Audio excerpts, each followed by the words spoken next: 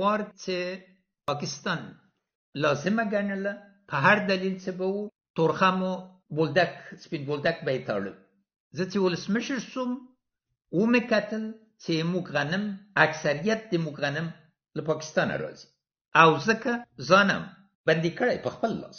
نو قزاقستان ته چې لاړم د هغه هېواد مشرانو سره متخصصینو سره په نتیجې کې ورسېدو او عین حال موږ تاجران خدای دې لري دوی سره وغږېدو او شرایط هم برابر کړل. په 2 کالو کې د قزاقستان غنم ټول افغانستان کې د پاکستان غنم سره رقابت کوو او ارزانتر و. او د کووید په دوران کې په یاد لري چې پاکستان بیا هم بنادر موږ باندې وتړل، اما قزاقستان و ازبکستان و ترکمنستان هیڅ وخت موږ باندې بنادر ونه تړل.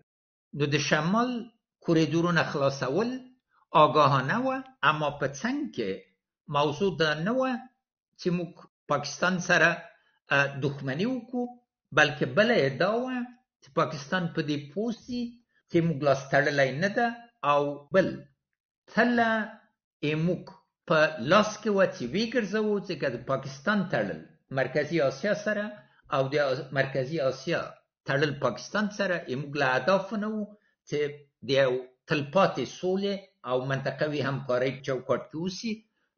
افغانستان ځکه چې د منطقې زړه ده باید هر برخې کې ارتباطات ولري او دا ټول برابر کړي. او دا مه هېروئ چې وخت چې ما شرف د دې درلود چې د کمال خان بند پرانیستم، دا مې وویلې چې نیمروز و فراه و هلمند و هرات قندار دا برخه د افغانستان یوازې د افغانستان کندو به نه وي، د ایران کندو به وي. موږ د دې ظرفیت هم لرو چې ایران ته ذخیر مواد برابر کو او تقریبا 15 اقلامو باندې په واضح توګه غږیدو. او له بلې خوانه د هند بازار، د چین بازار او بیا د اماراتو بازار او د روسي بازار موږ ته مهم بازارونه دي. دا ټول باندې ضرور ده چې کار وکړو. جلغوزي ته وګورئ، تړون د جلغوزي ما وکړ او جلغوزي د قاچاق نه ووتل، د چین بازار ته ورسېدل او دومه مرحله کې به ان شاء الله تعالی جرمني بازار ته ورسېږي. له بلې خوانه سبزیجاتو میوه‌جاتو باندې موږ ډېر سخت کار روان کړی و. 6 ښارونو د افغانستان باندې هرات، قندار، کابل، جلال خوست، مزار د ټولو کې یو عمده برخه د ښار جوړونه د کرنې عصري کول دي.